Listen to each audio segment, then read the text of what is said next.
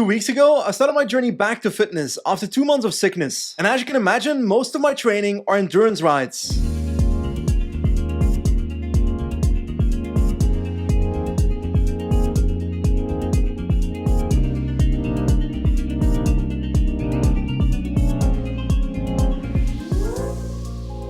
I know that endurance rides are the way to go for me to progress, but if I do it every single day, I would literally go insane. I need variation. So last Saturday, I woke up and I thought to myself, let's climb Alpe de Zwift. For context, my last and only time climbing Alpe de Zwift was November 2023. Back then, it took me a massive 1 hour and 56 minutes to climb all the way to the top, with an average of 176 watts. But I feel like since then, I've made significant progress on the bike, so honestly, despite having just been sick, I feel like I can beat that time. So yeah, here is me trying to beat my personal record on Alpe de Zwift. Let's see how this goes. So, 176 watts is the power I need to beat on this climb to break my personal PR.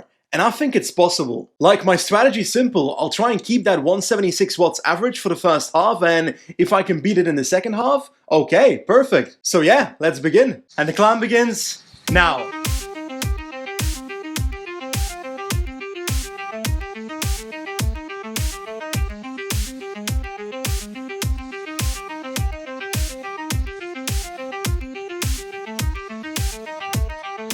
Hairpin number 20, so the second one en route. Gotta say, I'm not feeling as comfortable as I hoped so far, but hopefully I can just sustain this tempo.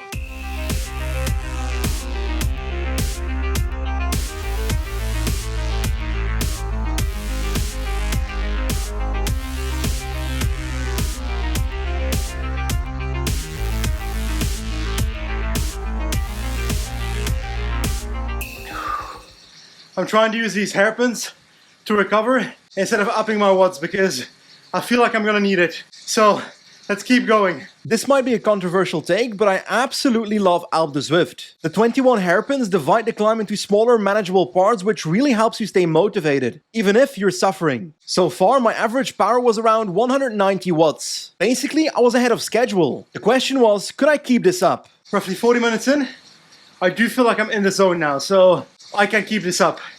I can feel it. Just gotta keep pedaling.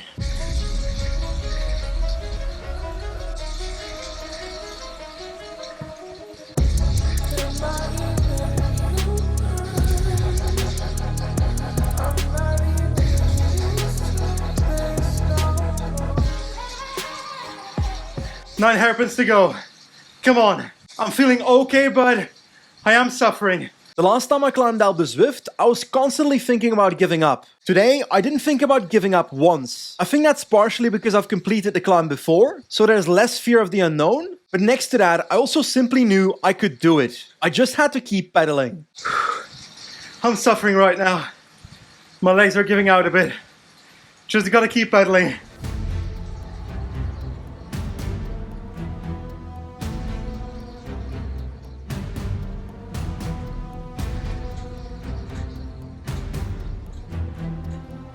Come on, 2 kilometers to go.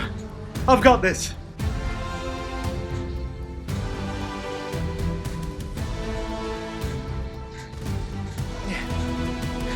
Yeah.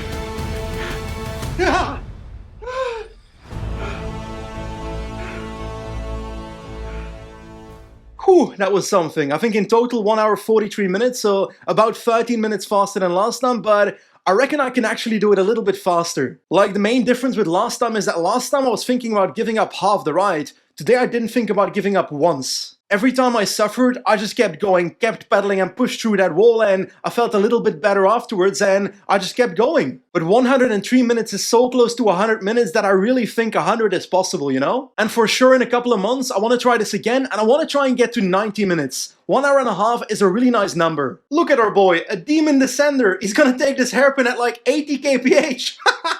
That is so realistic, by the way. So 1 hour and 43 minutes, I'll be honest, I'm super happy with that. That is 13 minutes faster than my previous record and an average power of 193 watts. But this video is not over yet, because the next day I decided to climb out the Zwift again. Today's video is brought to you by 4Endurance, my go-to place for cycling nutrition. It's time for a quick unboxing. So first off we have the Endurance Energy Unit gels. Honestly, if you watch my cycling content, you've most likely seen me use these. I love these for my intense rides. Next up we've got the juice bars, basically half the carbs as the gels, but I like the texture a lot. So those were lemon flavor, and we've also got some blackcurrant ones, which I've never tried these before, so curious to do so. Lastly, some more gels, but I don't actually know which ones these are. 45 grams carbs, tropical flavor, so I'd like to try that. So yeah, that was package number 1. Turns out there's more. Let's try to open this one and not cut into a gel because that would be awkward. So let's take a look what's in this box. Looks like energy unit gels, but with half the carbs in it. Basically for the rides that are a little bit less intense. Ooh, endurance training bar. Oh, and that was white chocolate cinnamon taste. We've also got vanilla nut nougat, and I gotta say, that sounds even better. But turns out there's one more. This one's pretty light though, so I don't expect too much to be in it. Turns out the content of that package was 10 bidons. My wife will kill me. Anyway, check out the 4Endurance website at 4endurance.com and use code NASEN10 for a 10% discount on your first purchase. So, it's been less than 24 hours since I broke my Alpe Zwift record, but I'm climbing this damn mountain again. Because one of my favorite YouTubers, Ryan Conlon, is hosting a race up Alpe Zwift today. But it's not really a race, it's more of a break your own PR race, which I'll try it again. Before we start, you need a little bit of context. In this race, you will notice a cyclist with a yellow marker above their head. That is a pacer. Basically, they will ride the same tempo the entire climb. Now, I got lucky because this specific pacer rode a near identical tempo as my previous personal record. So simply said, if I beat this pacer up Alpe Zwift, I will most likely break my record. So to remind ourselves, my record is 103 minutes, so let's try and beat that. Let's go.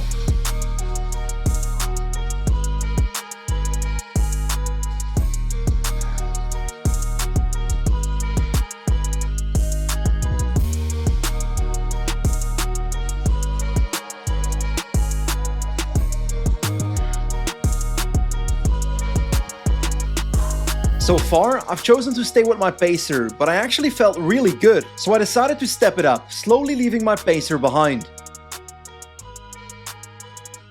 By the way, I have to say, racing up Alpe Zwift is absolutely awesome. It's simply amazing to ride up Alpe Zwift together with 500 people. And of course, being in a competitive environment, trying to hunt down rider by rider, mentally, my motivation to break my record was on the moon. Literally sky high. On these 5% segments, draft matters, so I'm trying to stay in the wheel here.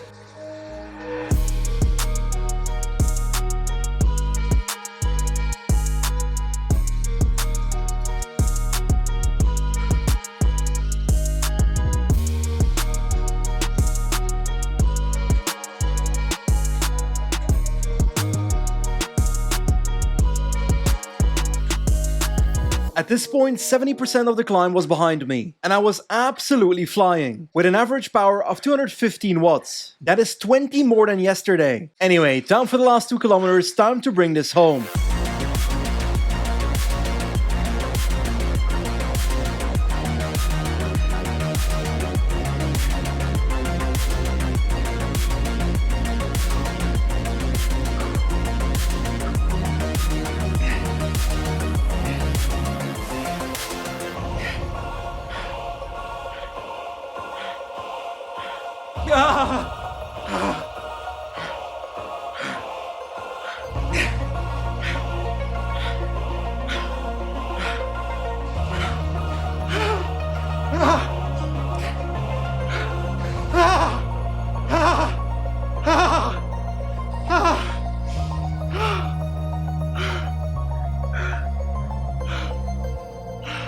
There we go. 23 hours ago, 103 minutes. Today, 23 hours later, 95 minutes, 22 seconds. 90 minutes. I'm coming for you, buddy. I'm coming for you. First of all, that was so much fun, and I gotta say, I loved breaking my record again. During this ride, my average power was 213 watts, so if I look at my power to weight ratio, I went from 1.6 to 2 watts per kilo on Alpe Zwift. Like, for the average cyclist, that's still not good, but every step forward is a victory in my book. Also, a massive shout out to Ryan for hosting such an amazing event where so many people could try and beat their record on this climb together. Ryan Condon also makes videos about Zwift on YouTube, and he's gonna be uploading his perspective, his quest for a sub 60-minute Alpe Zwift on YouTube in the coming days. So if you're not subscribed to him yet, go do so now. Now from here, my plan going forward is actually quite simple. I'll keep on training for the next 2 months and then I'll try and hit Alpe Zwift again. But as I said, I'm on the hunt for sub 90 minutes now, and based on today, it should definitely be possible. By the way, if you'd like to try Zwift but you don't have an indoor cycling setup, you're lucky because right now you can get 10% off a Zwift ride or a Kicker Core. To receive the 10% discount, visit the link in the description and use the code BenjiWinter10. Important, use both the link and the code. Anyway, as always, thank you for watching and I'll see you soon. Goodbye!